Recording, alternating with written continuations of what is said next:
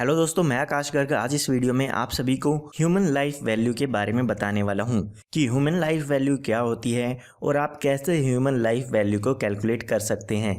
Human life value का मतलब है कि अगर कोई व्यक्ति नहीं रहता है और उसकी डेथ हो जाती है तो उसकी फैमिली या नॉमिनी को अपने आने वाले समय में गुजारा करने के लिए कितने रुपए की ज़रूरत होगी, ताकि जो उनकी फैमिली है या उन पर डिपेंडेंट है वो फाइनेंशियली अपने आने वाले समय में कैसे खुश रह सकते हैं या अपना गुजारा कर सकते हैं। अभी के लिए मान लेते हैं जो आपकी एज है वो 35 साल की है और आप सालाना 3 लाख रुपए अर्न करते हैं, जिसमें से 2,40,000 रुपए आप अपनी फैमिली के लिए खर्च कर देते हैं, जिसमें आपकी वाइफ है और आपके 2 बच्चे भी हैं। ये जो 2,40,000 रुपए हैं ये आप अपने बच्चों की एजुकेशन के लिए या अपने घर की EMI पे करने के लिए या जो भी घर के खर्च होते हैं उनमें आप यूज कर लेते हैं। और जो 60,000 रुपए हैं वो आपके पर्सनल एक्सपेंसेस हैं, जिसमें आप अपनी सेविंग्स कर सकते हैं या जो भी आपके ट्रैवल एक्सपेंसेस हैं वो आप करते हैं। तो यहाँ पर अगर हम इस बात को समझें कि अगर इस व्यक्ति की डेथ हो जाती है तो यहाँ पर किस किस तरह के नुकसान इसकी फैमिली को हो सकते हैं।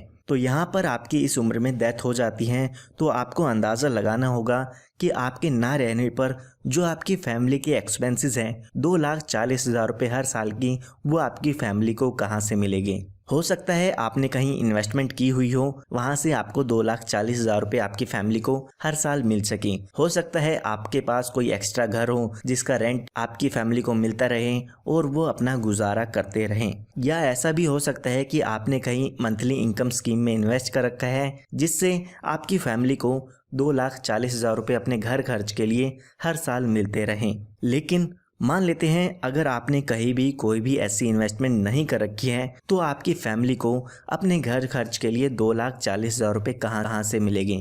तो आपको इसकी अभी इन्वेस्टमेंट करनी होगी या इसके लिए कोई इंश्योरेंस प्लान लेना होगा, ताकि आपके ना रहने पर आपकी फैमिली को जो भी घर खर्च चलाने के लिए पैसे की ज़रूरत होगी वो सब मिलते रहें। तो यहाँ पर हर एक व्यक्ति की एक इमोशनल वैल्यू होती है और साथ ही साथ एक इकोनॉमिक वैल्यू भी होती है। तो यहाँ पर जो भी आपकी फैमिली के लिए आपकी इमोशनल वैल्यू होती है उसका अंदाज़ा हम नहीं लगा सकते हैं, क्योंकि आपकी वाइफ आपको कितना प्यार करती है या आपके बच्चे आपको कितना प्यार करते हैं उसके लिए हम इसकी कैलकुलेशन नहीं कर पाएंगे, क्योंकि वो आपके लिए अनमोल होता है। लेकिन हम यहाँ पर इकोनॉमिक वैल्यू की कैलकुलेशन कर सकते हैं, यानी कि अगर आपकी डेथ हो जाती है तो आपकी फैमिली को कितने रुपए की ज़रूरत होगी ताकि वो अपने आने वाले जीवन में अपना गुजारा सही से कर सकें। तो यहाँ पर हम मान लेते हैं कि आपकी जब तक आपकी उम्र 60 साल की होगी तब तक आप कर सकते हैं, यानी कि जो आपकी वर्किंग एक्सपेक्टेंसी होगी वो 60 साल की है और अभी जो आपकी उम्र है वो 35 साल चुकी है। तो आने वाले 25 सालों के लिए और आप काम कर सकते हैं, यानी कि आने वाले 25 सालों के लिए आपकी इकोनॉमिक वैल्यू कैलकुलेट करनी होगी। तो यहाँ पर जो आप अपनी फैमिली पर खर्च करते हैं वो सालाना 2,40,000 रुपये खर्च करते हैं, तो आने वाले 25 सालों में टोटल आपकी फैमिली को लगभग 60 लाख रुपए चाहिए होंगे, ताकि आपकी वाइफ और आपके बच्चे आपके ना रहने पर अपने घर का गुजारा कर सकें, जिसमें आपके बच्चों की एजुकेशन, घर का खर्च या आपके होम लोन EMI वो सब खर्च आ सकते हैं। अगर आप अभी से इसकी प्लानिंग नहीं करेंगे तो हो सकता है आपके ना रहने के बाद आपकी फैमिली को काफ़ी दिक्कतें आए, क्योंकि आपकी फैमिली का आपके बिना गुजारा करना मुश्किल हो सकता है, क्योंकि आपकी फैमिली आप पर डिपेंडेंट है। तो आपको यहाँ पर 60 लाख रुपए का इंतज़ाम करना होगा ताकि आने वाले समय में आपकी फैमिली अपना गुजारा कर सकें। लेकिन यहाँ पर आपको इन्फ्लेशन और यहाँ पर इंटरेस्ट का भी ध्यान रखना होता है। अगर हम बात 40,000 रुपये की, तो अभी के लिए हमने माना है कि 1 साल में जो खर्च है वो 2,40,000 रुपये का है। लेकिन अगर हम बात करें 10 साल के बाद, तो हो सकता है जो खर्च अभी 2,40,000 रुपये का है तो 10 साल बाद उसी खर्च को करने के लिए आपको 5 लाख रुपए पे करने पड़े, यानी कि जो महंगाई है वो हो सकता है उस समय ज़्यादा हो।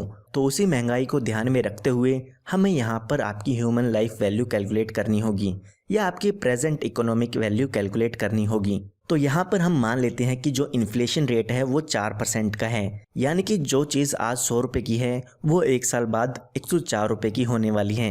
आप अपना ही अंदाज़ा लगा सकते हैं, जो चीज़ आपको 10 साल पहले सस्ती मिलती थी उसका रेट अब कितना हो चुका है। तो यहाँ पर आपको इन्फ्लेशन को ध्यान रखना होगा ताकि आप एग्जैक्ट प्रेजेंट वैल्यू कैलकुलेट कर सकें जो आपकी फैमिली को ज़रूरत होगी। इसी के साथ साथ आपको इंटरेस्ट रेट भी यहाँ पर ध्यान रखना होगा। मान लेते हैं अभी आपकी डेथ हो जाती है और आपकी फैमिली को 60 लाख रुपए मिल जाते हैं, तो ऐसा नहीं होने वाला है कि आपकी फैमिली उसको कैश में अपने पास रखेगी।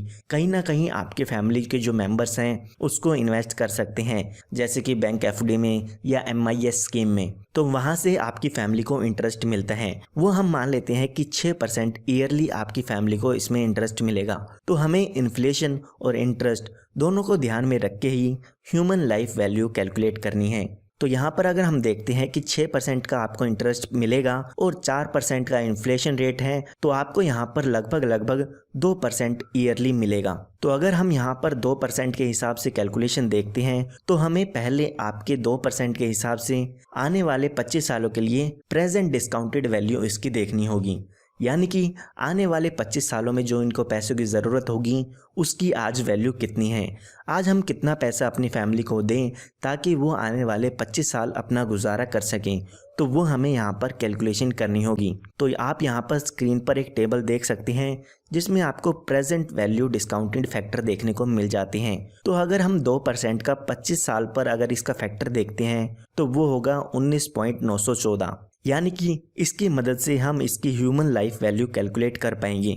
तो ये जो भी डिस्काउंटेड फैक्टर है उसको आपका जो भी ईयरली एक्सपेंसेस है आपकी फैमिली का उससे मल्टीप्लाई करना होगा। यानी कि अगर हम 2,40,000 को 19.914 से मल्टीप्लाई करेंगे जो कि आपकी present human life value calculate होगी। यानी कि अगर अभी आप अपनी फैमिली के लिए 48 लाख रुपए छोड़ के चले जाते हैं तो आपकी फैमिली आने वाले 25 सालों के लिए अपना गुजारा कर सकती है, जिसमें कि हमने इन्फ्लेशन भी कैलकुलेट कर लिया है। आइए मैं आपको टेबल की मदद से दिखा देता हूं कि किस तरह से इसकी कैलकुलेशन होगी। तो यहाँ पर मान लेते हैं आपकी डेथ हो गई, उसके बाद आपकी फैमिली को 48 लाख रुपए या तो लाइफ इंश्योरेंस का फंड मिल चुका है या आपने कहीं पे इन्वेस्टमेंट की थी वो मिल चुके हैं। तो आपकी फैमिली को पहले साल मिलेंगे 2,40,000 रुपए। उसके बाद हर साल ये 4% इंक्रीज होता रहेगा, क्योंकि हमने यहाँ पर माना है कि 4% का इन्फ्लेशन रेट होगा, यानी कि जो महंगाई है वो बढ़ती रहेगी।